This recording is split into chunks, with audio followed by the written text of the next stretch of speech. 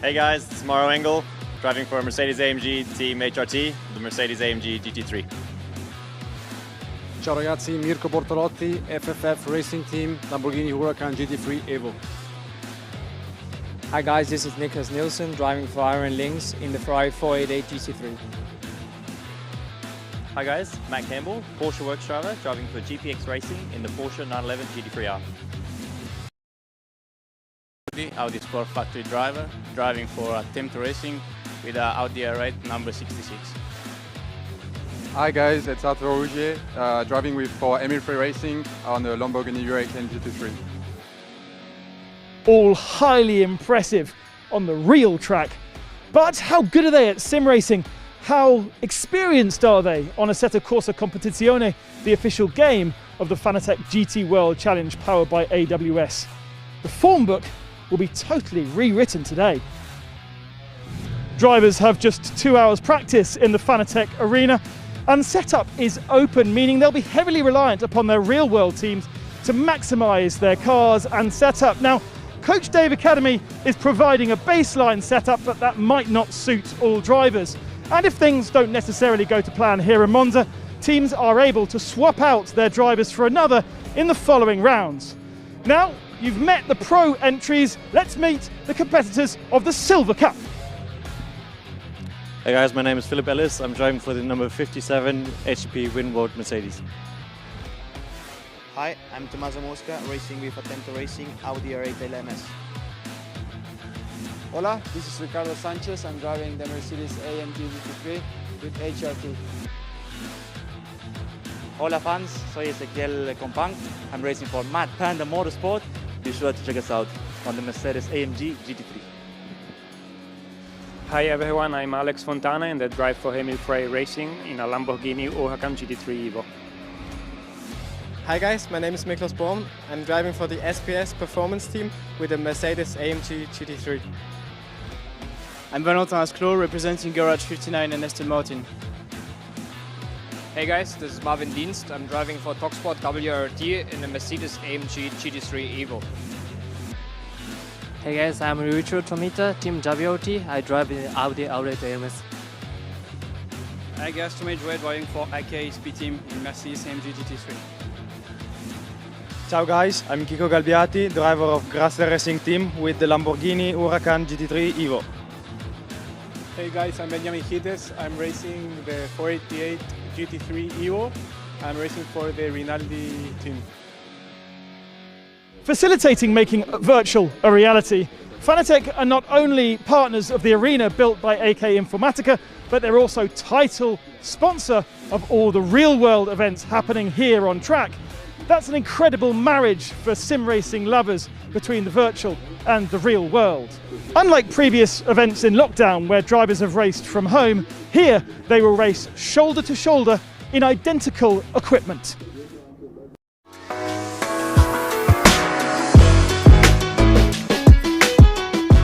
Hello, I'm Ben Barnico, McLaren Customer Racing factory driver.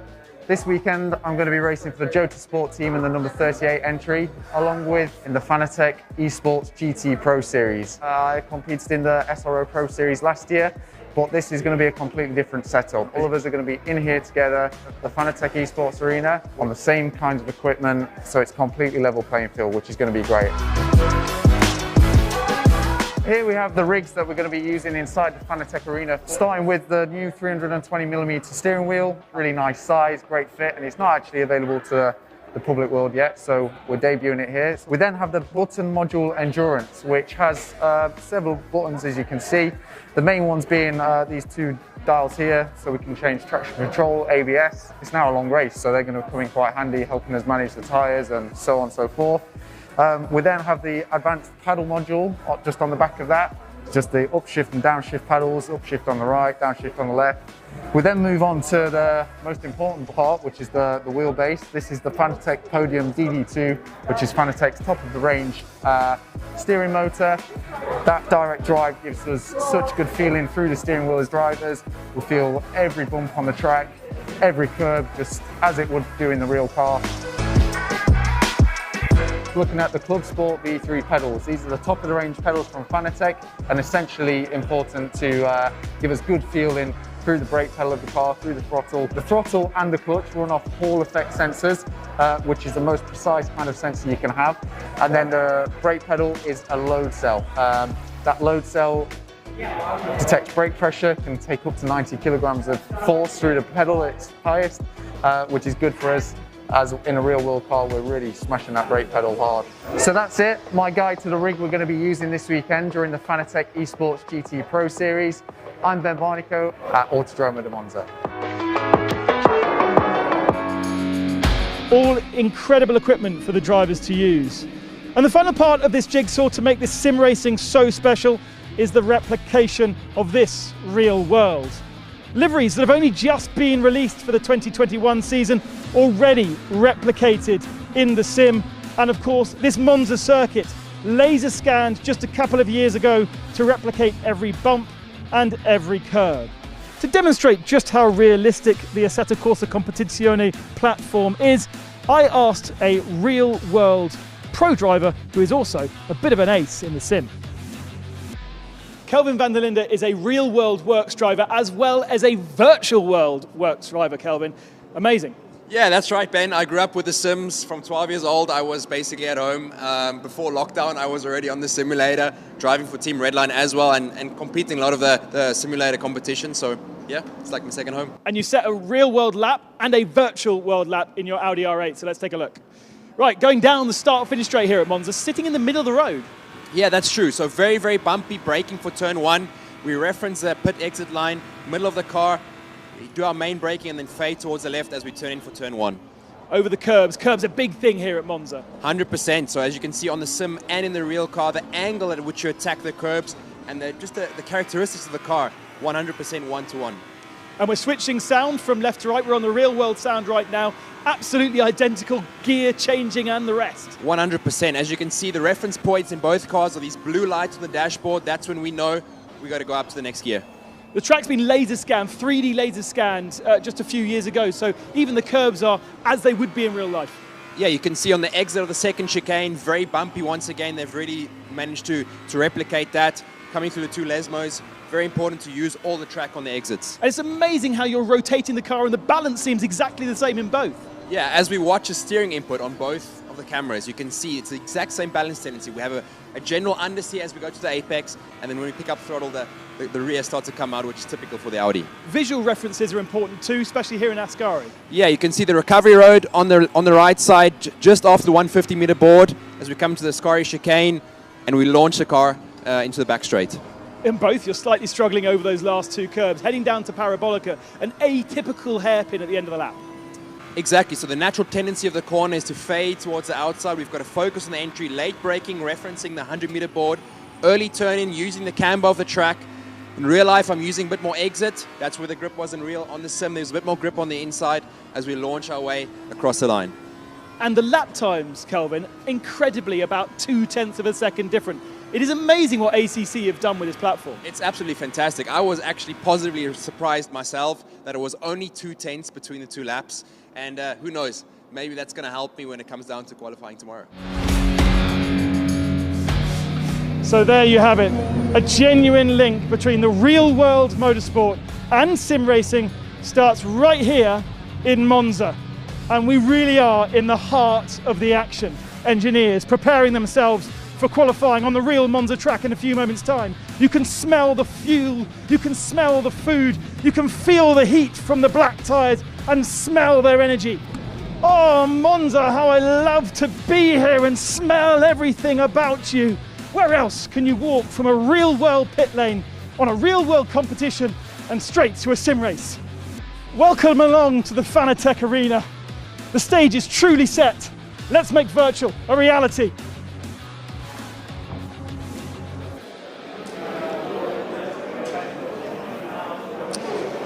Well, welcome in along to our live Fanatec Arena where the drivers have just finished qualifying and it really is an extremely tight and exciting affair. Before we go into the racing, however, I want to welcome up two men who have been instrumental in making this happen. Firstly, please welcome onto the stage Thomas Jakemeyer, CEO of Fanatec. Thomas, everyone is applauding you because really it's thanks to you that we're underneath this incredible canopy with all these amazing rigs that you've supplied here. Yeah, well, it's really a historic moment, not just for motorsport, also for esports. Something, I mean, in 10 or 20 years, this might be normal, but we are here for the first time, and so that's gonna change motorsport and esports forever. And yeah. Fanatec are not just supplying and producing and sponsoring this. You're involved in the series as a whole. What's so important for you as Fanatec for being involved in the real world as well as the virtual? Well, I mean, I have, I think with sim racing we have something special that that's the only esports where you have a benefit. If you're good in esports, then basically you are good in the real world. I mean, I heard that a lot of race drivers which have no sim racing experience, they have a problem to be good in a sim. But the other way around, a lot of sim racers, if you put them in a car, they are fast right away, and there are a lot of examples for that. And so I think that's the future. And in a few years, all new race drivers, or almost all new race drivers, will start with a sim, and it's our mission to bring that together and accelerate that. And we found this great opportunity with Stefan. Stefan was crazy enough to make this vision real, and also brave enough, I have to say. I think this is really cool, and also I have to thank to all the teams, because of course if all the teams would have said no, that's a stupid idea, well then this would also not have been possible. And I think it's a kind of experiment still. We don't know what happens today, so this is exciting. But yeah, I'm really looking forward to that. Thomas, thank you very much once again, and I'll ask you to hand over the microphone to the boss, the founder and CEO of the SRO Group, Stefan Rattel. Thank you, Thomas, ladies and gentlemen. Once again, SRO is written history. When we introduced balance of performance back in 2005, at least in Europe, people thought we were crazy. Balancing car, what is that about? Motorsport is about going faster as you can, and balancing is just a nonsense. When we introduced driver categorization, everybody was laughing at us. What is this credit card system going from bronze to platinum? Well, we made it a success, which is now used all over the world. Thanks to Thomas, now we are the first international series in the world to mix real racing and sim racing. You've seen Kevin Flapp, and now there is no doubt that the reality and the digital racing is absolutely together, and that the racing we're going to see today with all the drivers is reality on digital. So thank you, Thomas. I have to say, at first I thought you had a great idea, but we were maybe 5 years too early. Then I had the possibility to see a number of electric series talking about that, especially the FIA eGT. And I said, but why wait for electric? We are GT Racing. We have a fantastic game with Assetto Corsa Competizione, and if someone does it in this world, it should be SRO, and it should be us with GT Racing. None of this would have been possible without the teams. Thank you, the teams. You have agreed to it. At first it was a bit 50-50, but at the end of the day, once we say we're doing it, not a single one called me to say you're crazy, we're going to leave your championship, we're not going to do it. So once again, as a promoter, we're only a team coordinator. Thank you for your support, and that's going to bring the Fanatec GT1 Challenge powered by AWS to the next dimension. I'm sure we are headed for a big success. Thank you. Thank you very much. Stefan Rattel, who's very, very keen on this whole environment. So many spectators just at the back here, all socially distanced, of course, and that's what you're hearing. Just got to quickly grab the microphone and have a word with our pole man, as we've got a bit of time. Danny Ukadela has taken the pole position, Danny, but absolutely the same time as Arthur Rouget, who's sharing the front row, very much in your esports attire. There's a microphone for you. It's not necessarily a platform you have a massive amount of experience on, but you do love your sim racing. Yeah, I mean, can someone hear me? Yeah. Okay. Yeah, like I think I spent a lot of time sim racing, especially last year. Unfortunately, the program I had for last year got dropped last minute and I had to stick to sim racing. So yeah, I spent quite a bit of time, not on Assetto Corsa Competizione, but on others. And I think the experience is also paying off, as you can see. To be fair, like this kind of event really gave me goosebumps. Like all the session, I was a bit nervous because it's getting messy laps and so on. And I think it's a pretty cool thing, and we are all having fun and enjoying it. Of course, it's better to be on front, and some guys are probably not that happy, but all in all, I think it's a great event. The thing is, though, you've done many an esports event after a day of racing on track. This matters. You're scoring points. Does that change the game a bit for you? Well, in the end, it's more for the team championship, which I think is a good solution. If you're making it for the drivers, I think you will create a big disparity between people. Like some people complained about it, but when you explain that it's for the team's championship, I think it makes a lot more sense. We can work together as a team. For example, me and Toma, we're from the same team, and we are working with an engineer trying to get everything sorted. So I think the way it is set up, I think it's pretty cool. Awesome. Well, I know we've not got long before the start, so I'll let you get back into your cockpit. Okay. A fantastic setup from Fanatec. And I guess we will have our real-world commentator now in position. David Addison has been monitoring all the real-world action out on circuit today, and now he's in our virtual commentary box. David. Thank you very much indeed. So we are good to go racing then. Qualifying done, grid formed, and cars in position. Drivers drawing the server. Very shortly, we should be able to get this first of the Fanatec Esports GT Pro Series races underway. Then, fascinating race it is going to be. With Daniel Junqueira starting on that pole position. Arthur Rougier with him at the front of the grid. Philip Ellis, who's been a real star during the real-world GT3 activity during the course of the day, lining up third on the grid. And then Ezekiel Perez Companc in that Mad Panda Mercedes for fourth. Fifth is where you find Marvin Dienst lining up sixth. Tom Aldrouet seventh. Nicholas Nielsen. Eighth on the grid is Ricardo Sanchez. Matteo Cairoli will start ninth. Alex Fontana to round out the top 10. And there are some big names a little bit further back that are worth watching, like Ben Barnicoat, 18th, Mauro Engel, 19th, David Pittard, 20th. So this promises to be a fascinating race, just over 3.5 minutes before the race gets underway.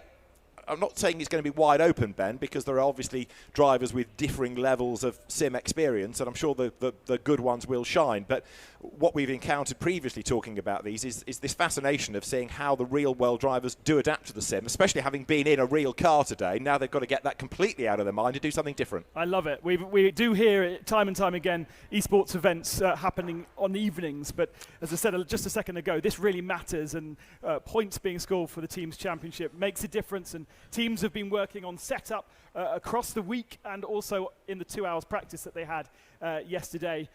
And it obviously has paid off, especially for the Mercedes. Look, 5 Mercedes in the top 6 positions. It's tight up there. We have to monitor, let's not forget, that we've got basically 2 races. We've got a silver race and a pro race. You can see on the graphics there the different colors of the numbers. That indicates which category they're in. And then the orange number 1, which is in the corner, also shows if they are have taken a compulsory pit stop or not. And there are all the drivers in their Fanatec rigs. Some may have these exact setups at home, some may not. So that's another element that they're having to get used to for the first time here that they haven't had to in previous events. Yeah, there's far more that goes into this than you first realise, and when you hear about the amount of practicing that people have been doing, you know, we heard about this during lockdown last year when esports racing really did start to come to prominence. So 2 minutes to go to the start, and with, as you were saying just now, the same time being recorded from the 2 drivers on the front row. I mean, that illustrates just how close and competitive this is going to be, doesn't it? So in terms of trying to pick a winner out of all of this, toss a coin. Yeah, and they've still got a 1 hour race to do. They're still going to have a little bit of conservation of tyres and fuel. They don't want to sit in the pits for too long. They can, of course, fuel up if they want to, but stationary time is lost time, and so many will be trying to be as flat out as possible. We know from previous events the Mercedes can't run 60 minutes on 1 tank of fuel on map 1, so engine the thirstiest and fastest map. But with this pit stop in the middle, I expect they will run map 1 and just just add a little bit of fuel. So look out for those Mercedes, perhaps in the pits, to be slightly longer in the pits than the other cars. You realise there are 24 drivers hanging on your every word now, thinking, right, that's what we've got to do in the pit stop. Ben says so. Right. 1 minute to go to the start. Remind us about this pit stop element, because not all SRO Esports races have done it, but there is this mandatory pit stop within this race. Yeah, the European Esports Series, which was the first one that we didn't have the pit stop. Most of the rest of them have done since. Between 25 and 35 minutes, they have to come into the pits. They don't have to do anything other than take 1 litre of fuel.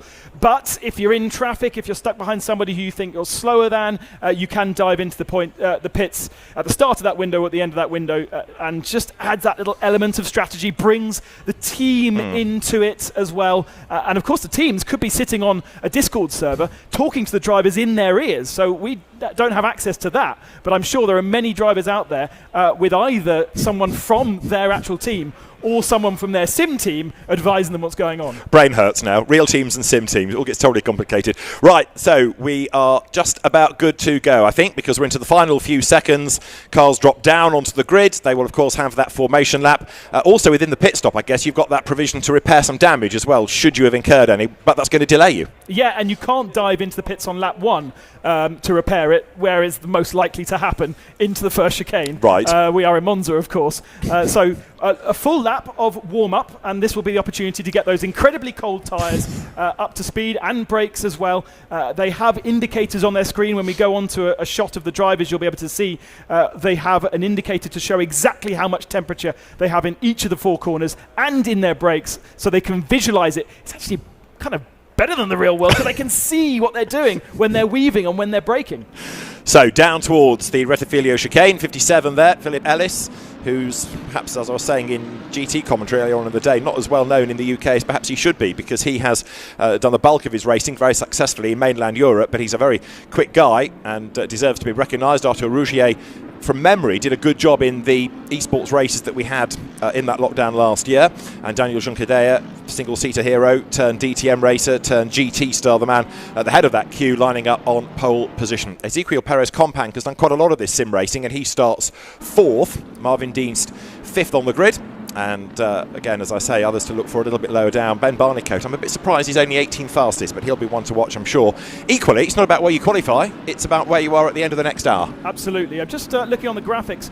Mirko Bortolotti qualified in 11th position, but does seem to be in pit lane. Perhaps technical issue with his rig. I can see there's a bit of discussions going on in the arena right now.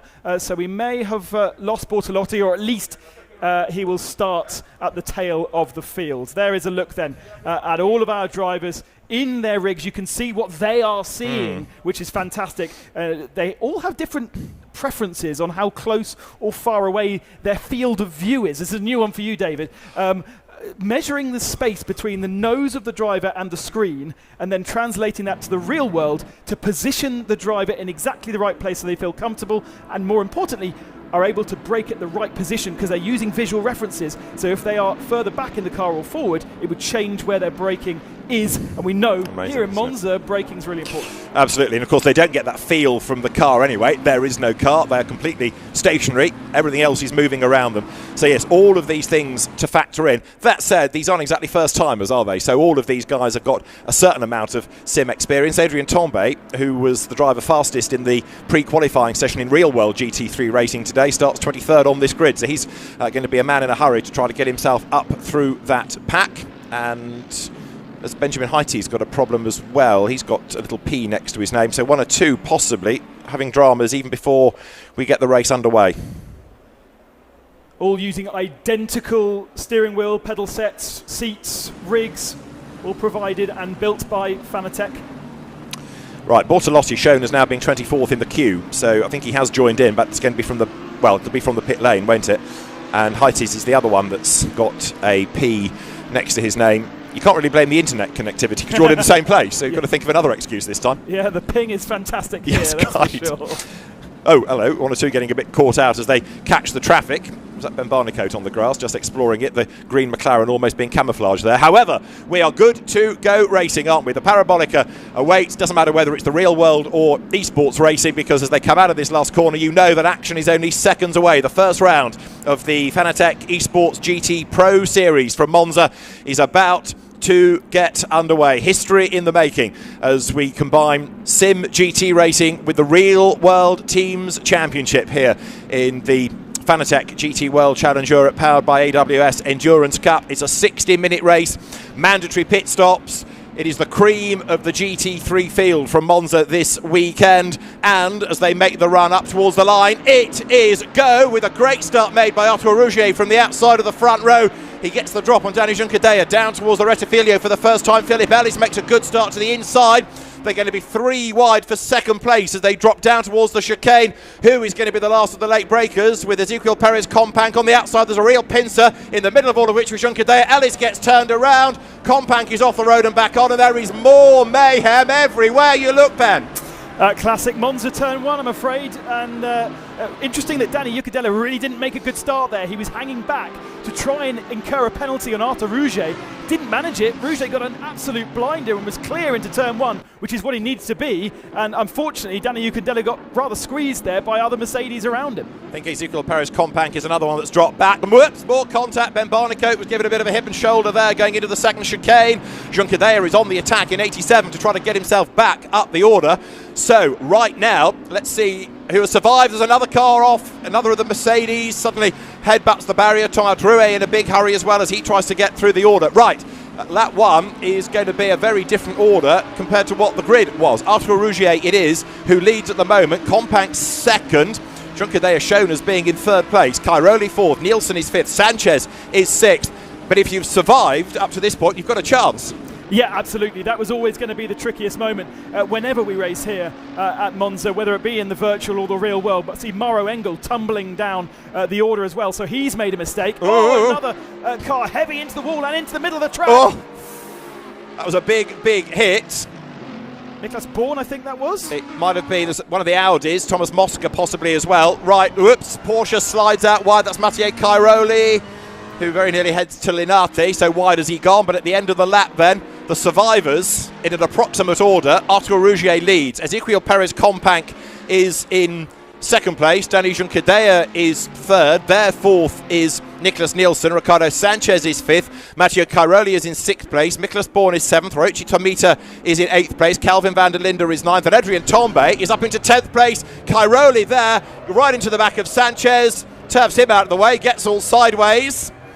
Last one running to win. It's it's getting very messy at the chicane. Bourne now does go spinning. As you say, it was Mosca who went off at Ascari, and I think Galbiati was collected in that. There's a few cars at the tail end of the field still getting their first laps registered. I can see Bortolotti and Hites have both managed to start, and has Sanchez made an error? He's dropped down to 9th position now. The race control team going garrity with all of this to try and unravel at the end of the race. So as the cars then work their way to the Lesmo Bends, we've got this battle going on between Adrian Tombe and Calvin van der Linde. So here you've got two of the Audi stars of the weekend running together. This has the makings of being a less heated exchange, at least for a couple of corners. Yet behind them, way out wide goes Matt Campbell. He's got himself up into 9th at the expense of Ricardo Sanchez. So the Martini liveried Porsche on the prowl. But look at Sanchez, he's all over the back of him. And Sanchez carrying a little bit of damage to the front end of that car, so he won't have the top speed that he would have liked from the Mercedes, that the Mercedes benefits from around here, and actually can't get round at the very top end of that velocity. He doesn't have the speed to and I think, was he sliding out of control there? No, he kept it just about pointing in the right direction, and Matt Campbell holding on. It's certainly a slide, because he's lost a little bit more time, hasn't he, as they come down to the Parabolica. Right, this is the end of only lap 2. A lot seems to have happened in just under 2 laps of racing. A lot more to happen. So for 7th place, Adrian Tombe runs wide at the Parabolica. Calvin van der Linde gets up the inside. It's going to be side by side, the two Audis, WRT versus Santalok, as they come across the timing line. Tombe just has his nose in front, and he's got the drag in a straight line, so he hangs on to 7th place. Adrian Tombe 7th. Calvin van der Linde 8th, but now does he make that move on the inside? He does. There's one rejoining from the pits in the background as van der Linde brakes as late as he dares. He's gone through. Does he keep it on the black pit? He does! Fantastic! And behind there's more drama. Ben Barnicoat there into the back of Philip Ellis. Ellis gets turfed out wide over the curb. and the McLaren gains a place. Philip Ellis has been really bullied in this race. Started way high up, qualified incredibly well, but now outside the top 10 and falling further down. That was a great move by Kelvin van der Linde. But interesting that his line, he discussed it in the pre-race, that inside line, not taking the conventional racing line, which is right round the outside of Parabolica, didn't give him the momentum to get down at the straight faster. He had to do it on the brakes on Andre and Tombe. Tombe didn't really even want to start this race. He didn't think he had a chance. Look at him, he's up in 8th spot. Survival of the fittest and all of that. Keep out of trouble, as we were saying a few minutes ago. It's not where you are on the grid, it's where you are at the end of the hour, and bit by bit he's chipping his way forward, and significantly as well, if you can avoid damage, that's going to stand you in good stead. Now, for second place, Danny Juncadella has got past Ezekiel Perez Companc, and that means that now Juncadella is hunting down the race leader. So that gap, 9/10 of a second, is worth monitoring. Rougier to Juncadella, so evenly matched in qualifying, as you said, and now that gap is coming down and down and down between the pair of them. Meantime, into the Parabolica now comes the Nicholas Nielsen Ferrari, the Iron Lynx car, just ahead of Rochi Tomita. Onto the pit straight they come. Timing line beckons, and lots of incidents being looked at by race control to keep them plenty busy for 54 minutes. 9/10 of a second between the top two, and this is now the fight for third place. Great to see a Ferrari so high up. We've only got 2 Ferraris on this grid, plenty of Mercedes. Somebody said to me, I think a Mercedes will almost certainly win this. Well, yeah, there's 9 of them or something. You know, they've got the majority of the grid, whereas you wouldn't necessarily put a bet on one single McLaren or 2 Ferraris. But it's looking good for the Ferrari up there. And actually, Lamborghini leads right now, and there's only a couple of them in the field. So Arthur Rougier doing a great job, qualifying at the same pace as Juncadella, but did it only, I think, fractionally later, and that's why he was second rather than first, but has an 8/10 of a second advantage right now.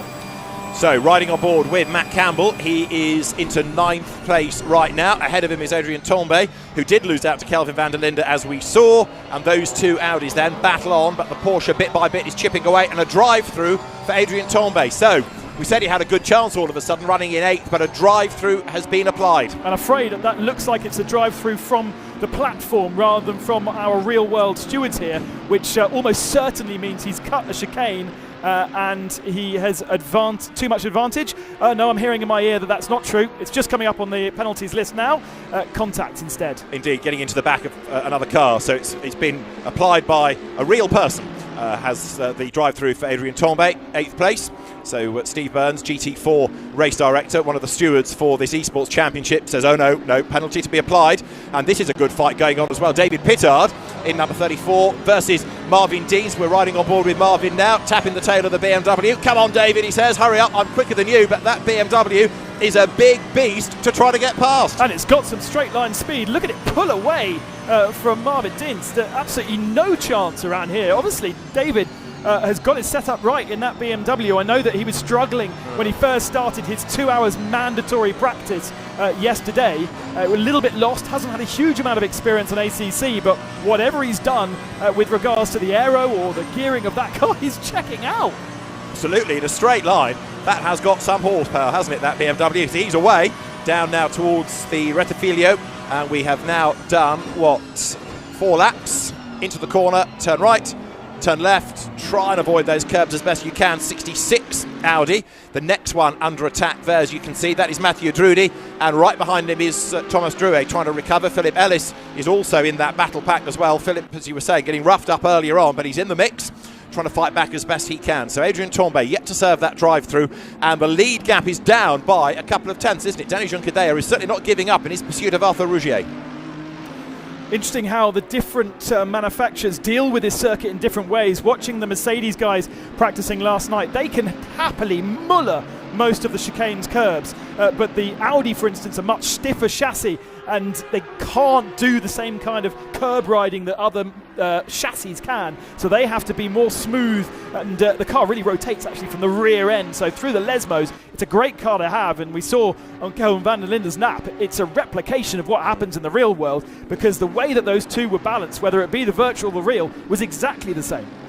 Now Mauro Engel shown as being in the pits, Mirko Bortolotti battling his way towards contention, but he's got a lot of work to do. That's the race leader. Arthur Rougier comes out of the Parabolica up towards the timing line. Danny Juncadella behind him. That gap still hovering around the 0.8 of a second mark as they go through And then it is Nicholas Nielsen, who's becoming a real star in that Ferrari, be it a virtual or a real one, in third place. But Ezequiel Perez Compact still running in fourth and actually doing a good job of staying up there, isn't he? Because he qualified well, he kept out of trouble at the start, and he's doing a grand job right there.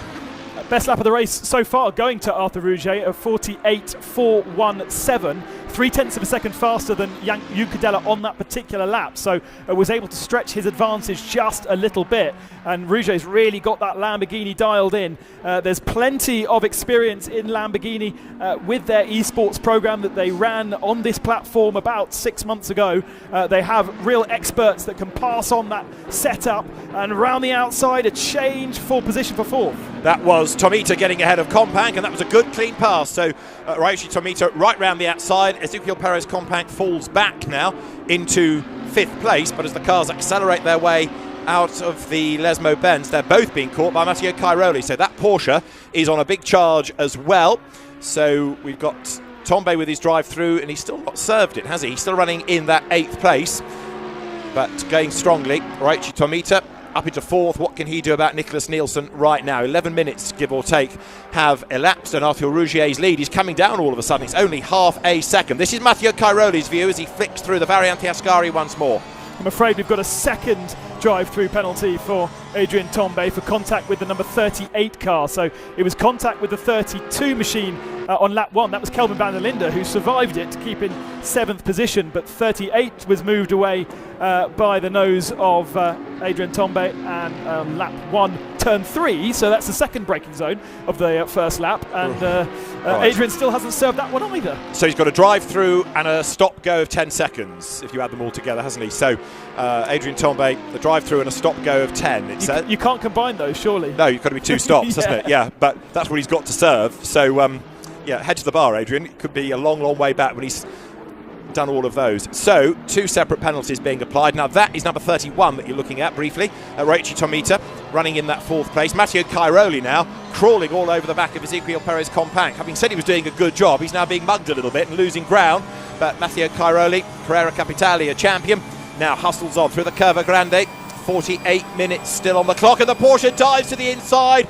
Got good grunt, late on the brakes, Matteo Cairoli, and he's gone through, got the work done, nice and early for the corner. Question is, what's going on with Compact? He's one of the fastest guys out there, but he doesn't seem to have any straight line speed. He's really losing positions hand over foot, and I wonder whether he's either pushed those tyres too hard. It's very easy to effectively get too much temperature into those tyres, and they just stop working at that point. He could have done that, overdriven the car, or he's picked up some damage over riding over curbs, and then we know the Mercedes like to take the curbs. It's easy to bend the suspension around here in Monza. That could also be affecting top line speed, or he's just having a couple of laps where he's not feeling it.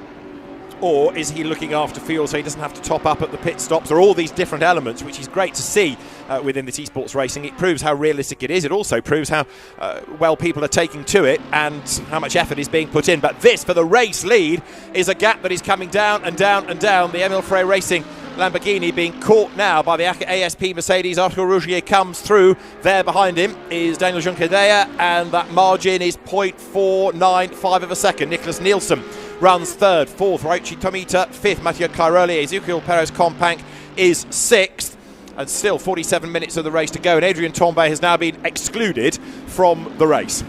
I think that would be an automatic exclusion for not serving a drive-through within 3 laps, and the game knows you've got a drive-through, so it basically boots you out after not serving it.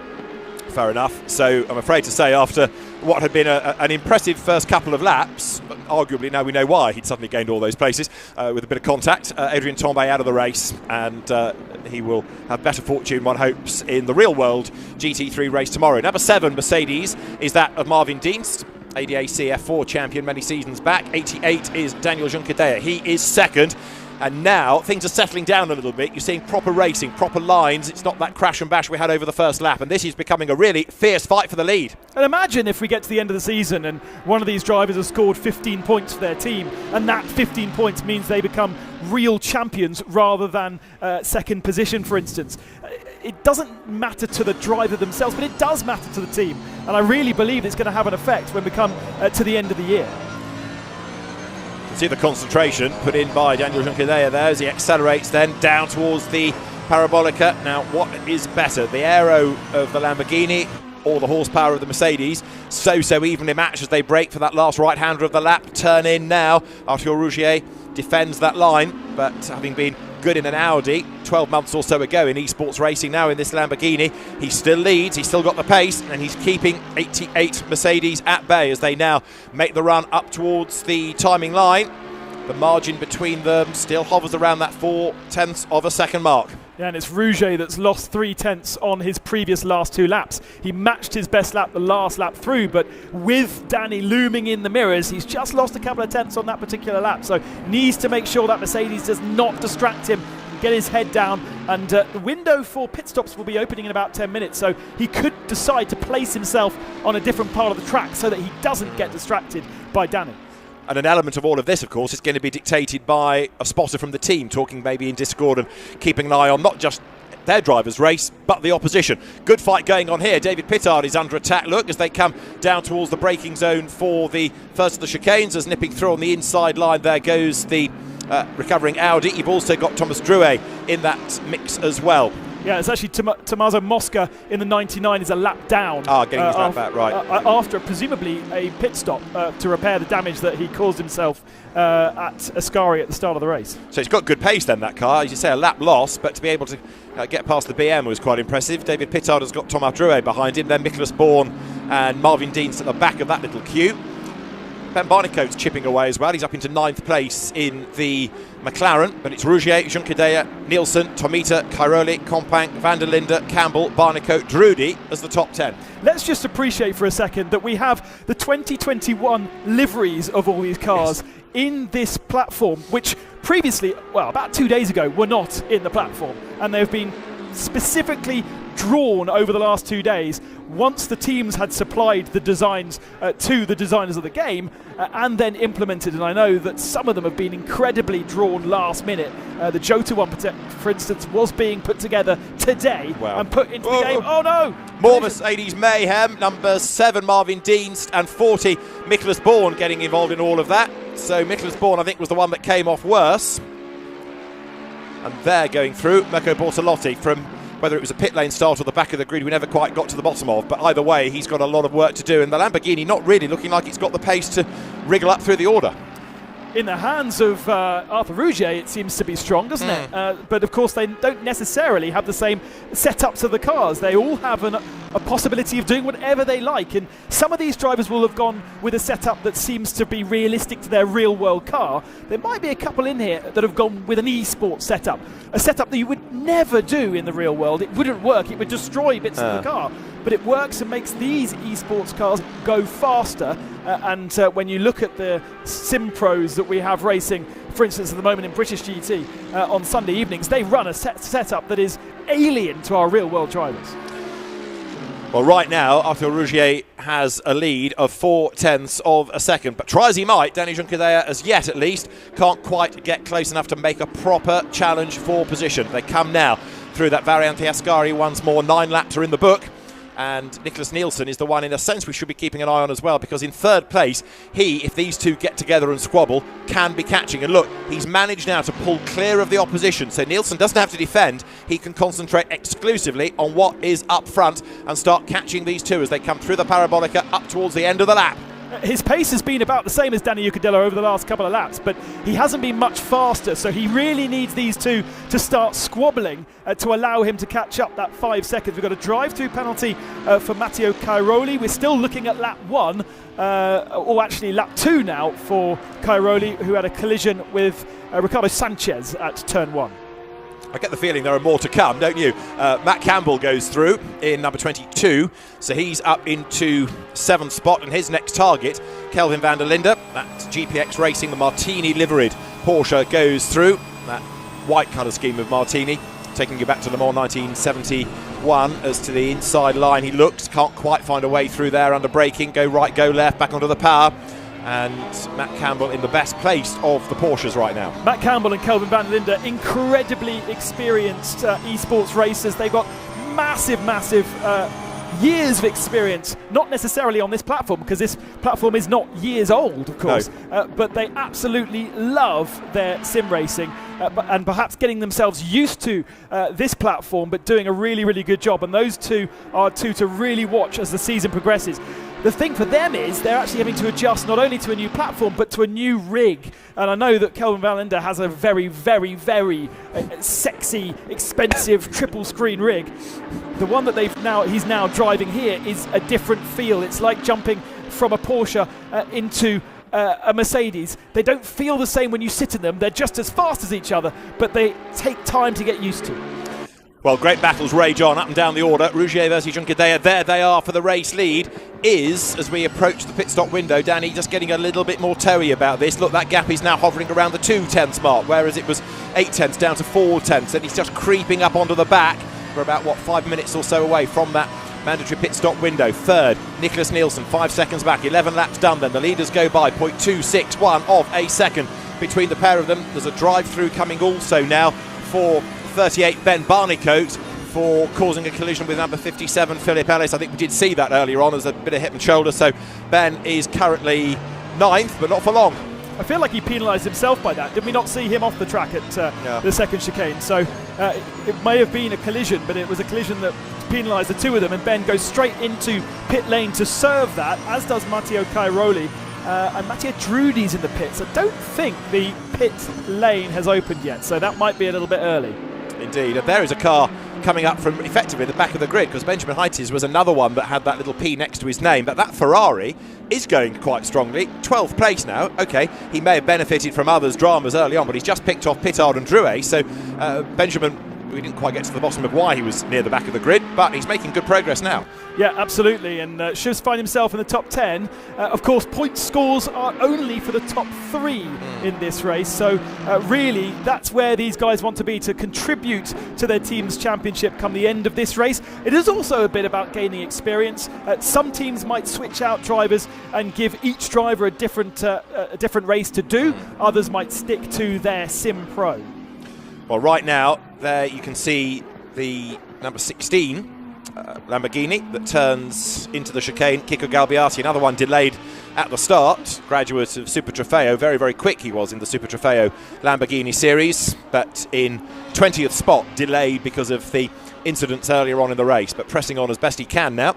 So with the clock ticking on down, 38 minutes of the hour remain, and there Galbiati with the road to himself. Mauro Engel, sad to see, way down. Matt Campbell, though, onto the tail of Kelvin van der Linde, so he has hustled on. He's about a length, maybe 2 back, but let's see what drive he gets off the Parabolica, because this is for 6th place. Audi versus Porsche, and 2 Star GT drivers about to go toe-to-toe. Van der Linde ahead, but now trying to get a toe as they come past the pits, ready to make that move at the Rettifilio is Matt Campbell. He's closing up the inside. Now you get to the last of the late breakers. Campbell is alongside, he's gone through. Can he get it slowed down in time and make the corner? Yes, great move.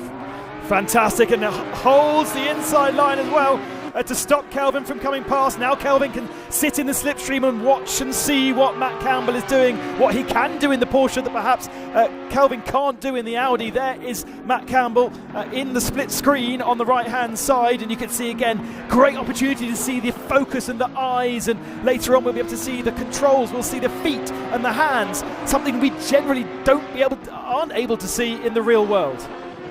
So there, Matt Campbell having gained that 6th place, now trying to edge away. Next target is Ezequiel Perez Companc as they turn into the second of those Lesmo Benz. I think there might be another penalty on the way, just looking at one of our screens, because more news is beckoning. Ricardo Sanchez has pitted as well. What happened to Matthew Drudy? He's gone back out again, so maybe it was damaged because it's early for the window, as you said, Ben. But riding on board with Kelvin van der Linde now, 7th place he is. And of course, although there's that mandatory pit stop, it's the same driver. We don't have to worry about a different pace of the car. It's the same driver in for the hour, so what it can do now, in theory, it should be able to replicate after that pit stop. But up front, you've got then Rougier versus Junqueira, 3/10 that margin as they went over the line. Nielsen 3rd, Tomita 4th, 5th, 6th, Companc, and there, Matt Campbell. I feel like some of these drivers might not have read the regulations on pit stops as closely as they should have done, because that really felt to me as though Sanchez was serving his pit stop. He's come straight back out onto circuit again, but of course the number 1 orange in our graphic has not changed to green because it's not within the window, so he will have to do that again, and let's see what happens a bit later on in the race, whether his team tell him that he needs to do a second stop or he goes to the end without ticking the box that he needs to tick. Marvin Dienst is being given a drive-through for causing a collision with Nicholas Bourne on the on the 9th lap of the race, so we're cycling through many of these incidents, but Marvin Dienst getting a drive-through out of what is 12th place currently on the road. Right, riding with Junqueira. He's dropped back a little bit, hasn't he? A couple of tenths now relative to Arthur Rougier. Then he's a hustle on in the wheel tracks of Arthur Rougier. Really good drive this by Arthur, starting on that front row of the grid, maintaining the advantage right now as Junqueira comes underneath the bridge, part of that old banking, in towards the Variante Ascari, and 35 minutes on the clock. Pit window opens in 10 minutes time, so it will be 25 minutes. So it's open now for 10 minutes. Yes. So the window is open. Yes, it doesn't open in 10 minutes. No, it's open for 10 minutes and counting. Yeah, yes. thank you. As there, Ben Barnicoat back out after his drive-through and hustling his way back up the order, getting ahead of Marvin Dienst. You've got 2 penalised drivers there. Oh no, not Marvin Dienst, I tell you a lie, number 40, that is Nicholas Bourne. So Bourne had a spin early on, didn't he, after a bit of help. Ben Barnicoat back out after his drive-through penalty, and Nicholas Bourne falls back into now 14th place, but he's staying with the Jota McLaren. Yeah, the only McLaren in the field, so representing here, and the McLaren is a pretty strong car at most of the tracks that we'll be visiting. Remember, we've got a 5-round championship at the endurance events across the year. The next one will be Paul Ricard, where we'll be able to race virtually at Paul Ricard as well as in the real world for the 1,000 kilometres. So out of the Variante Ascari they come. Now that pit window, as we've been making the point, only 10 minutes long, so you've got to be on your toes, you've got to get it done. And Matt Campbell is in, I notice. The first one then to complete his mandatory pit stop and get that green spot beside his name. He doesn't need to take fuel, he doesn't need to take tyres, he just needs to be stationary, and well, he needs to take a single litre of fuel, so it doesn't really count for much. It means he's stationary for about 2 to 3 seconds and now heads back on the circuit. I did notice, and I saw that a bit earlier, that he does have a little bit of damage on the rear end of that car where somebody's been into the back of him. Shouldn't be affecting the way it feels though, as Barnicoat comes whistling past. He does, so Ben goes by, but of course he's out of position anyway because he's still to serve the mandatory stop. So Matt Campbell will drop into now 11th place. Lower than that, I suspect, as a consequence of the pit stop, but he is, for the moment, the best placed of those that has made, in fact he's the only one that's made that regulation stop within the window. Yeah, and this is not really what Matt needs. He doesn't want to be stuck behind a slower car, because when Kelvin van der Linde chooses to do his pit stop that he was fighting with before, we might see the undercut situation play out if Matt is felt to be held up at all by this traffic. So that's where the teams can be looking at the track map. You can see it in the right hand side. They can see where other cars are, and they can find a hole to put their team and their car back into. Nicholas Bourne has pitted, and a good fight here. Is this for the race lead? It is, and Junqueira goes through. He has done it, coming then out of the Rettifilio, new race leader as we get to the halfway point of the race. Danny Junqueira goes through, makes that move, possibly with a bit of help from the traffic just getting in the way, but Danny Junqueira is able to strike, and so it is the Mercedes that leads with 32 minutes on the clock. Arthur Rougier down in second spot now. Now, can he fight back, or is that Mercedes going to get away? It was a very, very slow lap from Arthur Rougier, a 49.1 rather than a 48.7. So Arthur had made a mistake on that last lap, and that was perhaps why he ended up under pressure from Junqueira, and it was an easy pass for him to make. So right now then, the battle rages on between Mercedes and the Lamborghini, but the Mercedes of Danny Junqueira clear up front for the moment. Now, as far as the other drivers are concerned, we need to see where the subsequent pit stops are going to put people back in relative to Matt Campbell and Ben Barnicoat back into the pit lane. Now, that should be for the regulation stop. Yeah, exactly. So that removes him out of the way of Matt Campbell and allows Matt a little bit of clear room, which is good news. And Nicholas Nielsen, in the meantime, in third spot, pressing on. Now, still surprised to an extent that he's not been able to catch up with that leading fight, because he's had clear real estate ahead of him. He comes now down into the Parabolica, turns through that long, fast right onto the pit straight now. And as he does so, is he going to head for the pit lane? Let's see. He's going to do another lap. Yep, stays out for one more lap, goes past the pits. Junqueira then trying to maintain that advantage and indeed get away, as Nielsen equally tries to play catch-up. Amazingly, considering all the drama we've had, we have only lost one driver, and that's Tombe, who was booted out of the server after being naughty. So all of those drivers that have had contact and had to make extra pit stops have got themselves back out, and that's great to see, and to see that the drivers are playing fair and being part of this, even though they might have not had the best days. In the world of esports, we have rage quitting, where you get so angry you press escape and storm out the room, and we haven't had that here, I don't think. No, not yet, not yet. But there is, as they say, a long way to go. Still half an hour, still half the race yet to run. Danny Junqueira then clear of Arthur Rougier, that margin 0.4 of a second. Nicholas Nielsen, best of the rest. Now Compank has pitted out of 5th place, and Matt Campbell, after his stop, 12th. So there you can see Ben Barnicoat. He has done his regulation stop. Has he? No, he's not. Still not shown as that, even though another screen had him in the pits a moment ago. Oh yes, that's very interesting. I wonder why that didn't register then. Danny Junqueira is going to have Ben Barnicoat in front of him. So Barnicoat has definitely changed his position on track, but why he's not being registered as taking that... Oh, I know, because he had a drive-through penalty. I thought he'd done that, though. We've seen him do that. Yeah, okay. Because we said he's got to do it again for the regulation. So plot thickens a little bit there. Anyway, we'll let others worry about that post-race. David Pittard is in, and Thomas Drouet is in as well. And there, Ben Barnicoat is going to come into the pit lane looking at that line. And so too, no, Danny Junqueira stays out, seeing a car ahead of him. Maybe the plan was to come in, but he's elected to stay out for one more lap rather than get caught up in the pit lane. Yeah, I was wondering what Danny was going to do there, because he didn't want to get stuck behind Ben Barnicoat, but by Ben going into the pits, it's released Danny. The lap time last time wasn't too bad, though. It was a 48.5. Arthur Rougier did a 48.9, so did lose a little bit of ground. And I wonder if I was Arthur, I'd jump into the pits right now, get myself a different part of the racetrack to play on, not be distracted by Danny Junqueira, and try and do an undercut and do it in the pit lane. We've only got 3 minutes left of that window before it shuts, and we have a 25-minute dash to the flag. If Ben Barnicoat had already pitted but didn't take on that litre of fuel, it might not have registered. So maybe that was the issue, that he's got to come back in and top it up again, or put that extra litre in. So that might be a reason. I think we had that in a British GT round a week or two ago. Now this is the car that's third. It's kind of flown under the radar a little bit, but Richie Tomita doing a good job here, and the fact that he's up into third place is illustrated by Nicholas Nielsen pitting, having been in third earlier.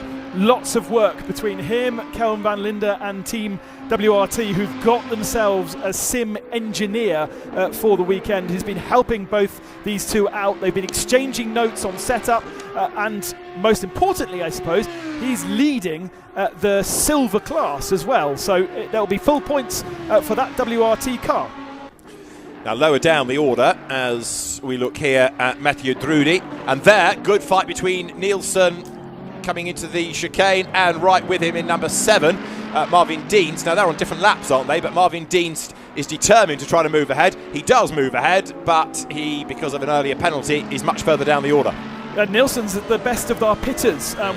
Came into the pits in third position, remember, so should get that position back once all of our top 5 have come into pit lane. In fact, Benjamin Heites is ahead on the road right now in 5th position, and the best of the Ferraris. Our leaders are in the pits though. Danny Junqueira and Arthur Rougier have copied each other's strategies and are both in the pits, and Tomita joins them. Okay, so is it going to be the Mercedes first out as it was first in? And where are they going to come back in relative to Nicholas Nielsen? As into the pits comes Kelvin van der Linde. Over the timing line there goes the Philip Ellis Mercedes. Sanchez goes through, he's yet to stop. And up front then, Junqueira we expect to stay ahead of Rougier. There is Matteo Cairoli, Philip Ellis behind him as they come now through the Rettifilio. Cairoli 13th, 14th make that now, so he's dropped down a spot. Right, there's Junqueira back into the race then. Yes, and where's the Lamborghini? Not far behind at all. So those leave as they entered the pits. But what about Tomita? Can he hold on to that third position it should really be Nielsen's, but Nielsen's been engaged in a bit of lappery, which may have held him up enough to allow Tomita to hold on to that third spot. I think it might have happened. Let's try and check, because they're 1 and 2. Mercedes leads Lamborghini with 26 minutes still on the clock here at Monza, and then look back to see whether it's going to be a Ferrari or an Audi in third place. Rouget is on his toes now, 25 minutes and change on the clock, and he knows this is going to be a fierce fight. Two very evenly matched car driver combinations, as was evinced in qualifying and in the first stint. So if he's going to displace that Mercedes, he's going to have to work really hard about it. This fight is for 15th place. Matteo Cairoli and Philip Ellis. Cairoli got a drive through earlier, and Philip Ellis has been roughed up by pretty much everybody. So put those two races together, this is where you end up. So the other battles that we were watching for, Tomita has held on ahead of Nielsen by just a second, and Matt Campbell is ahead of Kelvin van der Linde. So those two were fighting, but they've decided to pit at different ends of the window. The window is about to shut, by the way, on Ricardo Sanchez, who's in there right now, as is Mauro Engel. So I think everybody would have ticked the box eventually, although some have done more than one pit stop today. Yes, they liked it so much. Yeah, as long as you're in before the window closes, that should be okay. Philip Ellis then comes over the line. He has made his mandatory stop. He's on the tail of Matteo Cairoli then. 25 minutes still to run as the Mercedes. Great noise, powers past the pits. Porsche defends, and bang, into the back goes Philip Ellis, and that fires Cairoli straight on at the chicane. Philip rides all over the curb as well. Well, he thinks, I've had it done to me, I'll do it to somebody else. I was waiting for them to brake, and neither of them did. No. I think they were neither going to make the corner, even if there was the contact. It was just the Porsche decided to brake slightly earlier than the Mercedes. It's interesting how these two are balanced, even in the braking zone. They're different beasts, and noticeably, Mercedes holding on to fifth gear all the way down that start-finishing straight. You would expect them to change to sixth, but I was being explained earlier that the limiter on a real world car, you hit a limit and that is it. It doesn't creep up or down. In the sim, the limiter's a soft limiter, and therefore, whilst the lights are still flashing and telling you to change up a gear, you are still increasing the revs, and so the Mercedes is faster by holding on to fifth rather than changing into sixth gear. So number 31, Reichi Tomita, presses on, and he has hung on to that third place. Looking at it, I was about to suggest that Rougier was mounting another attack on Jean Cadea, who goes wide and gets sideways. He caught the slide, but it's little things like that that might lose a tenth that are all going to add up. So Daniel Jean Cadea does get away with that after Rougier applying the pressure. Interesting as well to see how Ben Barnicoat is escaping up the road. He is just edging away, proving that the McLaren has got good pace, but also proving that Jean Cadea is having to compromise his pace by defending. Yeah, absolutely, and this is not what he needs to do, especially with cars ahead of him. Blue flags flying. Ben Barnicoat will need to get out of the way. He will get an automatic penalty if he goes through too many blue flags, and eventually he does, and doesn't really compromise our two leaders too much. So that was good work from Ben. He can now slot in behind Arthur Rouget and probably lap the same pace as our leaders for the rest of the race. Thinking of what might have been, but for the earlier contact and penalties. Right, so there is Tomita, who is hanging on for the moment to third place, and there you can see the Ferrari of Nicholas Nielsen, one car but one behind. So you've got the out of position Mercedes, which goes through a lap down.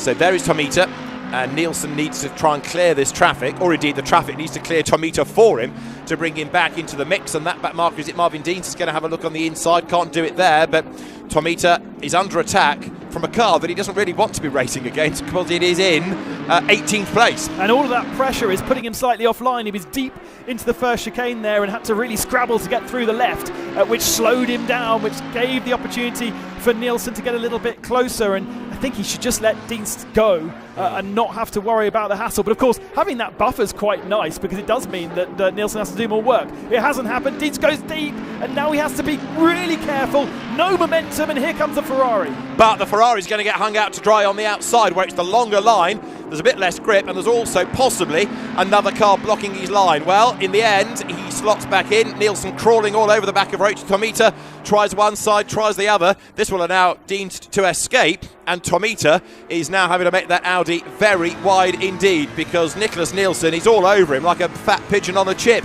He is determined to try to find a way by as they head now under the bridge down to the Variante Ascari. With the competition GT Ferrari hat on the right-hand side.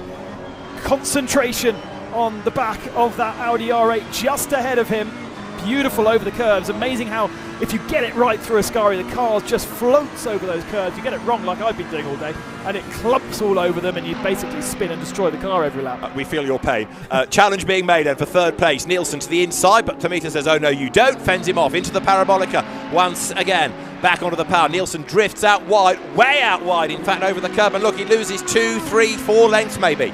Yeah, won't be picking up the slipstream on this particular lap, and maybe that will allow Tomita just to relax into the rhythm a little bit. He's still got 20 minutes to hold on, so around about 12 laps of this Monza circuit to hold on to the lead. And actually, Dinst isn't getting away, is he? Dinst is still just in the way, making a few errors here and there, falling into the clutches of Tomita, and then with the grunt of the Mercedes, getting away once more. He's a real distraction. And again, it makes you think what might have been, but for incidents, but for penalties. But that's always part of the problem of that first chicane, the Rettifilo at Monza. Right, 20 minutes to go. It's flown by this race, hasn't it? But we're not done yet, because it's still only half a second between the two race leaders. This is the man third, Reichi Tomita. He's quite a long way back, relatively speaking. Nicholas Nielsen having fallen behind him during those pit stops. And Matt Campbell did come out pretty well, because he's up into 6th. Yeah, absolutely. Ahead of Kelvin van der Linde, the battle between those two sim pros, if you like. Kelvin van der Linde is officially a sim pro because he races for Team Redline, a sim team. Matt Campbell isn't yet associated to an esports team, but he's very keen to be so, or make his own team. That was the last message that I got from him. Because being a Porsche factory driver is just not enough for some exactly, people, is that right? Okay. Yeah. Right, Tomita through third, Nielsen fourth, Matt Campbell we're talking about down in 6th spot. Mirko Bortolotti's creeping into the mix. Again, he's a long way back, but from starting at the rear of the grid, he's got himself into 9th place. Now, I know it's only the top 3 for the points, but he is getting a little bit further forward. And it's experience. It might have been that he pressed the wrong button at the start of the race and found himself in a menu that he didn't want to be in and couldn't enter the start of the race, so had to start from pit lane. And that experience you will not do again, like trying to start a race in neutral, for instance, and dropping the clutch and going nowhere. It's a mistake that you do when you're a rookie. You'd never do it again. And these guys are rookies in sim racing, some of them. Indeed so. Right, this is the lead battle. It could not be much closer, could it? Less than 20 minutes to go. How about this for third? Side by side. Nielsen to the inside, brakes late. He's gone through. Can he scrabble round the corner? Yes, he can. He's done it. Back up into third place goes Nicholas Nielsen. That was good stuff, and it was clean racing as well. I don't know if you can hear on the broadcast the applause from the crowd every time we have a great move. It's a strange sensation, isn't it, David, to be hearing applause in moves and racing, and it's still continuing. Tomita to the outside then. We're a little bit of a rub between them, but Nicholas Nielsen sticks out his elbows, and that Ferrari was quick early on. Now it's got the place back. I suspect it will start to edge away, but he's had to work hard for that last place on valuable team's championship point. Yeah, absolutely, and great to have 3 different manufacturers on these top 3 positions right now. Danny Yucandella picking up 3 points and I think 6,000 euros for this victory. Arthur Rouget for Lamborghini 2 points, and then Ferrari will be picking, or the Iron Lynx team will be picking up 1 point for third position.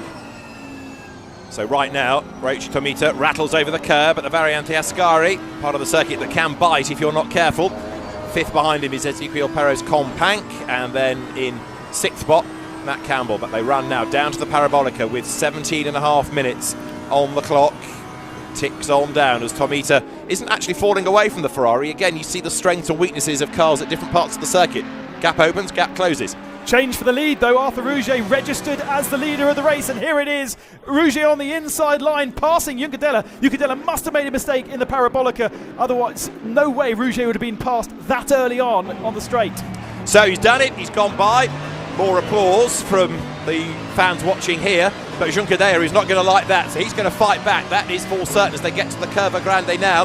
So he powers his way through that right 4th gear. You can see all the data on the display. You can see him attacking the controls as they come now up towards the second of the chicanes. He will brake late, and now he will try to apply the pressure to Arthur Rouget. So Arthur led the first stint, Juncadella led the middle. Is Arthur Rouget going to lead to the end? We're just under 17 minutes away. Been a brilliant fight between these two. So fair as well. I wonder whether this was the strategy, the approach from Arthur Rouget to sit behind in the middle part of the race, just relax, not have the pressure, and then with a quarter of an hour remaining, pounce once again, get himself ahead and try and lead to the end of the race, but there's no way Danny Juncadella will allow that, both in the real world and the virtual. He's been in this situation before and he wants that victory.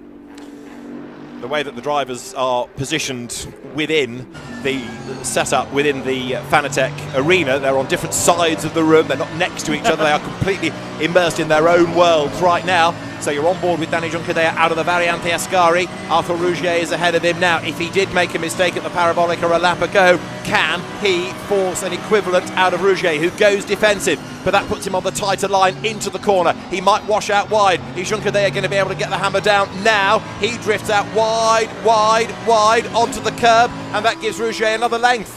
It does at the entrance to the straight, but by the end of the straight, I feel as though that line from Juncadella does give you just a couple of kilometres an hour at the very end. It's not close enough to him to dive down the inside without compromising himself and perhaps having a collision, but it certainly swings and roundabouts. The two different lines, chatting with Kelvin van der Linde when we made that piece at the start, and the racing line, the outside long line around the outside, is the only line you really do in the real world, but here in the sim it does seem like it works to be hugging the inside line, covering less ground, perhaps getting less exit speed out of the corner. Well, it might be a virtual race, but it's real excitement, that is for sure. And look now, Rougier is 9/10ths of a second ahead. All of a sudden, that gap has markedly increased. Less than 15 minutes to go. So what else has Danny Juncadella got in the tank? As Nicholas Nielsen here is still having to think about defending third place. Ryoichi Tomita has not given up. And look, closes again, going into that second chicane. Flick through the left, through the right, back onto the power now. Compact fifth behind them. Then it's Campbell, van der Linde, Heities, Bortolotti, Drouet to round out the top 10. 3 points, top three in both classes score points. So Tomita at the moment actually scoring 3 points in that silver class, with Compact scoring 2 and Haiti scoring 1. So he doesn't necessarily need to get embroiled in a fight with Nicholas Nielsen here, because Nielsen's in a different class and will score the same points regardless of where they finish here. What Tomita really doesn't want to do is compromise himself so badly that he loses positions by trying to get past Nielsen.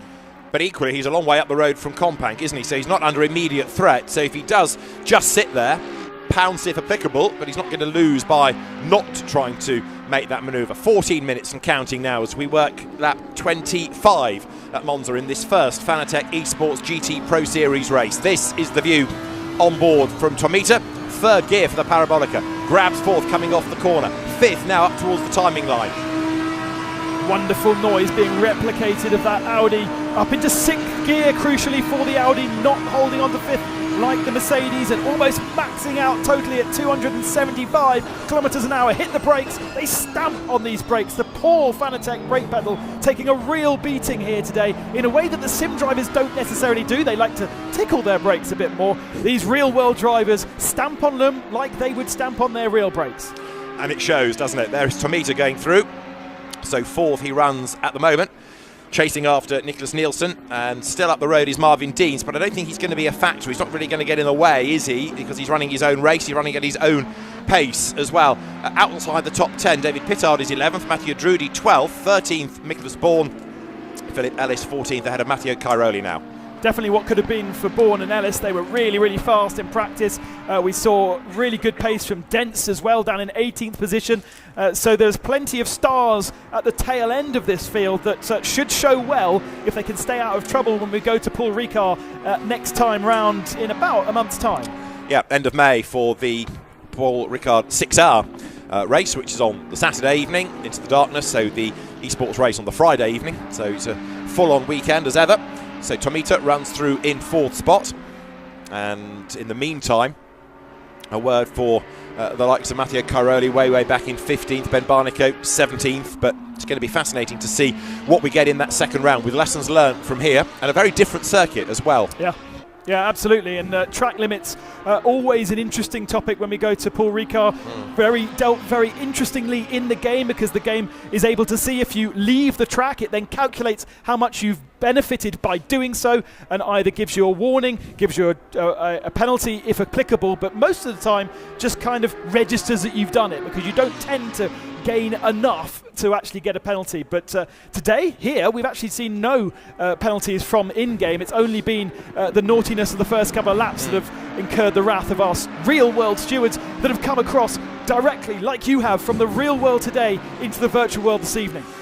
So right now, Arthur Rougier leads by 1.4 seconds. 1.4 is nothing, but it's the biggest gap we've had all race. That is why it's significant. Nicholas Nielsen is there in third place, with Raichi Tomita running in fourth spot then as they come once more through the second chicane. But Rougier is doing a very impressive job here, getting away from Junqueira, and we've got just over 10 minutes of that race to go now, as you see the fourth place Audi. Now, what else might change lower down? What gaps are coming down, if any? David Pittard is still hustling on to try to catch Thomas Drouet for a place in the top 10. Kelvin van der Linde in our inset, looking over to the left-hand side where his teammate Tomita is. You would expect the two teammates to be a different order, but Kelvin obviously with strife and trouble in the early part of the race, and therefore only 7th position, probably carrying a car with a little bit of damage, and will be hoping to do better in the following rounds. I'm sure WRT will be wanting him to be doing it. It seems as though the team themselves taking it very seriously, with their sim racing engineer working so hard, and I'm sure the ACC will be well used in the van der Linde household over the next couple of weeks.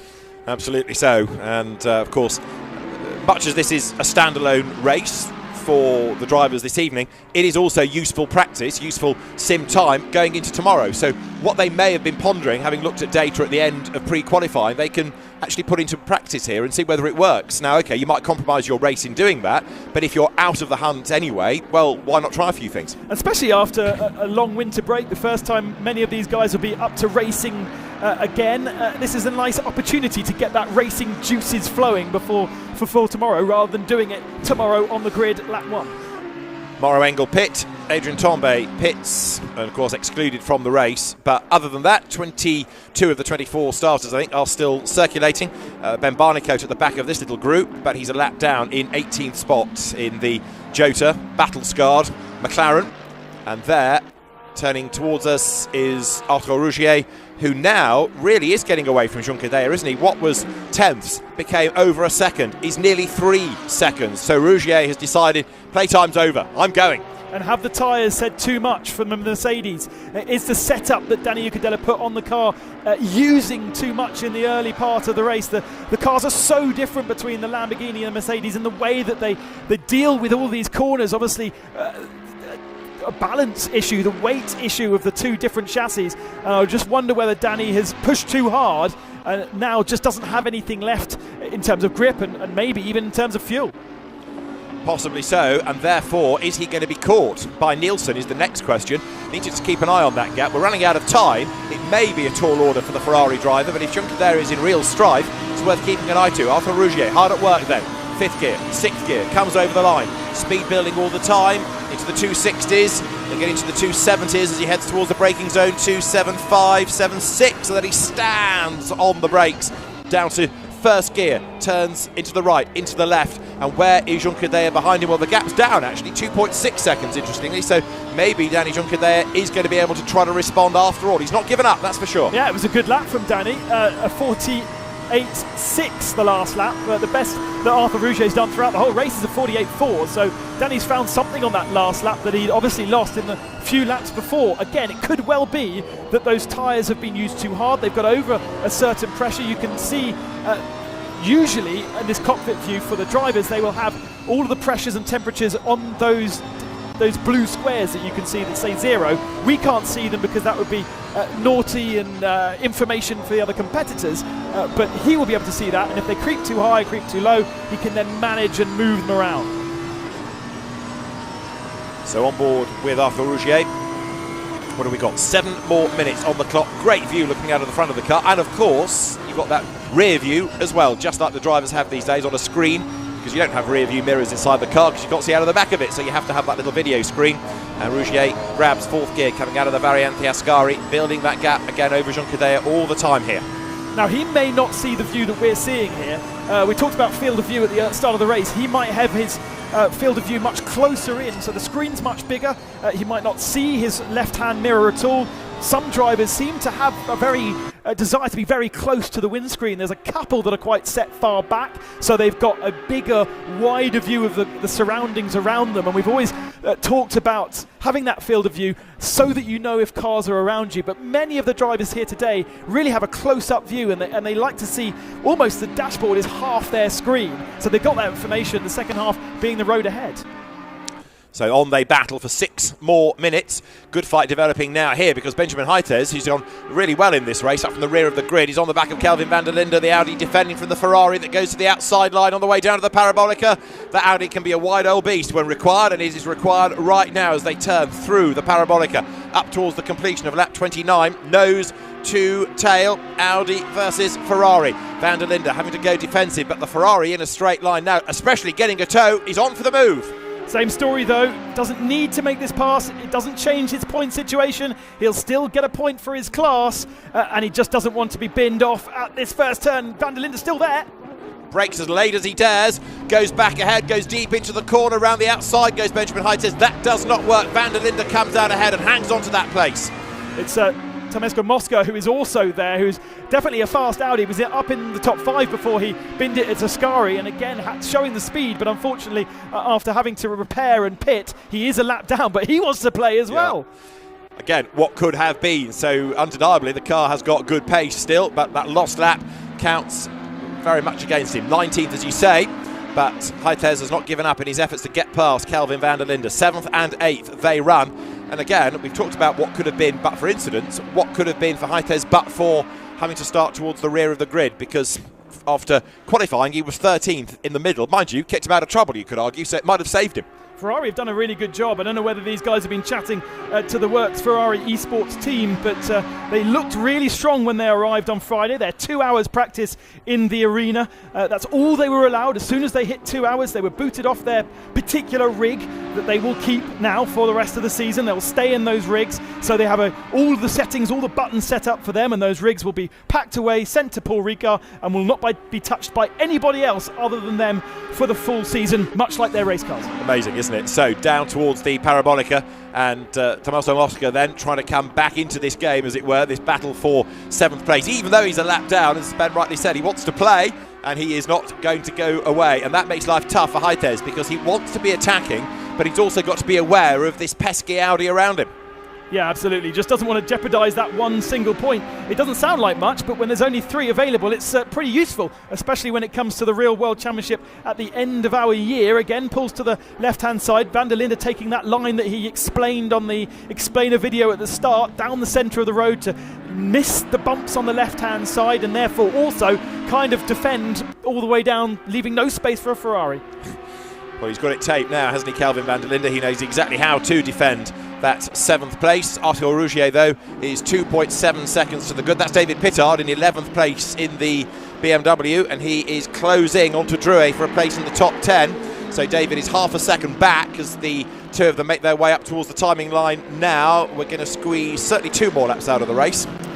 Now, BMW, only one single BMW from Valkenhorst Motorsport, because they entered 2 pro teams into the Real World Championship, and therefore, because they're 2 pro teams, they only need to enter 1 pro car into this. If it was a silver team as the second team, then they would have to enter a silver car and a pro car, but they're both pro cars with pro drivers, and therefore David, for some reason, has been nominated as the driver for this round. In their midst, they've got Sheldon van der Linde, who is also an incredibly good sim driver. So I expect to see Sheldon at some point entered. Martin Tomczak has a lot of esports experience too. The driver lineup's amazing from that car, and they've also got plenty of esports experience in there. Yeah, David's not short of esports, maybe not on this platform, as you suggested earlier, but he's learning all the time. And actually, 11th in this company ain't bad at all, is it? So he is on target possibly to close on Drouet, because that gap is coming down a little bit. 99 thousandths of a second it was at the last timing point. Just over 2 more minutes to go, so Arthur Rougier will get 1 more lap out of the race. There is this and 1 more to go before the very end, And David Pittard, has he done it? Has he got past Thomas Drouet? Because they've got the BMW coming up ahead of the Mercedes, and I think he has gone by. So David Pittard, yes, into the top 10 as Heiters attacks Van der Linde and gets up the escape road. Slows it down, weaves his way through the makeshift chicane, rejoins the racetrack, but that has put him ahead of Van der Linde. He's going to have to give that place back, surely. He will, because if the computer decides he's benefited too much, it'll automatically give him a penalty, and he won't be able to clear that. So he just needs to make sure that he doesn't benefit too much of a time advantage. At the moment, I don't see any penalties popping up, and they would be pretty much instantaneous. So he's got away with that somehow. He would be wise just to let Kelvin go here. I don't think he needs this 7th position. And if Kelvin does throw it down the inside, he's losing nothing. Ben would lose that point for the team. Absolutely so. Actually, Kelvin van der Linde looks like he's got the pace anyway, because he's inched up onto the back of the Ferrari. So as the cars now wriggle up towards the second of the Lesmo curves, there is 31 Reichi Tomita. He is 4th still, chasing after Nicholas Nielsen, don't forget. Heading towards the timing line there now. So Arthur Rougier, with less than a lap time left in the race, leads Danny Juncadella in 2nd spot. Nicholas Nielsen 3rd. This man, Tomita 4th. Compact 5th. Campbell 6th. And as the cars start the last lap, the lead gap is 2.9 seconds. It'll be fascinating to hear from Arthur Rougier about this second stint and how, having got back into the lead of the race, he was able to just disappear up the road, because he stretched that gap markedly. Was it a plan? Middle stint, look after the car. Well, either way, it has worked out well for him. So 26 seconds are on the clock. There is Tomita in that 4th place, but it is going to be a checkered flag this time around. And Arthur Rougier on this last lap, there he is, has got some traffic ahead of him, but he can manage that, I am sure, as he comes now down towards the Variante Ascari for the last time. Really impressive drive this has been. And Danny Juncadella there in 2nd spot, gave it his all, threw everything at it, qualified on pole position, led the race, but just not quite able to match that Lamborghini pace. So, for the last time, into the Variante Ascari, Arthur Rougier it is. Comes through the final chicane, the Parabolica beckons, and this has been a mighty drive by Arthur Rougier. So as he comes then towards the Parabolica for the final time, checkered flag awaits. He turns into the corner, swings through the right, he's on the power, checkered flag at the ready, and so the very first Fanatec Esports GT Pro Series race at Monza is going to be won by Arthur Rougier, who comes across the line, takes the checkered flag, and Arthur Rougier, to a massive round of applause from everybody involved in this history-making event, takes the checkered flag, takes the race win, and comes home 3 seconds clear of Danny Juncadella. Nicholas Nielsen finishes in 3rd position. 4th, Reichi Tomita. Ezequiel Perez Companc takes 5th. Matt Campbell will, hopefully, because he's on his way to the line, and Matt Campbell to round out the top 6. But Arthur Rougier it is who has taken that win, and you get the feeling that he and Danny Juncadella rather enjoyed that battle. So Lamborghini from Mercedes, from Ferrari, from Audi in the top 4 places. And there is Benjamin Heitez on his way to 7th overall. What a recovery that was from the rear of the grid. Benjamin Heitez goes through, and in so doing is 3rd in the Silver Cup, won by, as Ben Consinger, as we're saying, Reichi Tomita from Ezequiel Perez Companc. Benjamin Heitez taking 3rd position. So the drivers will make their way on a notional in-lap round to our real podium, which will have real people conducting real interviews. But what a race, a great start to this new series. And as the drivers then a little bit of more drama on the in-lap as 1 or 2 get carried away. I think in the midst of all of that, Arthur Rougier has got caught up. But anyway, race over, and they can now let their hair down, can't they, with all of this happening after the checkered flag. It's not a great look, but it's all fun and games, and thankfully there's no harm to be done at this point. So, provisional result, bearing in mind that the stewards have possibly got more things to look at. Arthur Rougier takes the race win. Danny Juncadella 2nd, Nicholas Nielsen 3rd, Reichi Tomita 4th ahead of Ezequiel Perez Companc 5th, Matt Campbell 6th ahead of Ben Heitez 7th, Kelvin van der Linde 8th, Mirko Bortolotti 9th, and the top 10 rounded out by David Pittard. So we have the drivers then making their way on this notional in-lap round to the pit lane. Reichi Tomita having taken his class honours then, parking the car. But we'll hear, as I say, from the drivers, the victorious drivers, very shortly. And we have the very happy Arthur Rougier, Danny Junqueira and Nicholas Nielsen as the top three. But we'll, as I say, get the victorious drivers in a moment. And Ben Considuris is ready at the end of a great opening race in the Fanatec Esports GT Pro Series. Ben. Thank you very much, David. Congratulations to all of our drivers for getting through a very tough 1 hour's worth of racing. And let's quickly get our podiums up here. Our drivers in the top three for both the Pro Series and the Silver Cup. And we'll start with the Silver Cup. So please, drivers, listen up, because we're going to need you up on the podium here to receive your check and your trophies. In third place for Rinaldi Racing then, Benji Hites. Congratulations, Benja. Rinaldi Racing, Ferrari picking up 1 point, and trophy for third position presented by Stefan Rattel. And there's a check as well, $2,500. Fantastic, congratulations. If you'd like to make your way down there. No, we're not. In second position then, Esquilic Perez Compact for Mad Panda Motorsport. Congratulations. And beautiful socks, by the way. €4,000 for second, and a great trophy. It's going to look fantastic on the wall. And the winner of the Silver Cup for WRT, Rio Tomita. There he is. Rio, congratulations. A win in the Silver Cup and a great fight, even for the overall podium. I'm in Esports Pro Cup, in the Silver Cup, and a winner. I'm really happy to, and I gave it a team point with the team WOT. I'm really happy. Thank you so much. Awesome, thank you. And here is your €6,000 check and your trophy.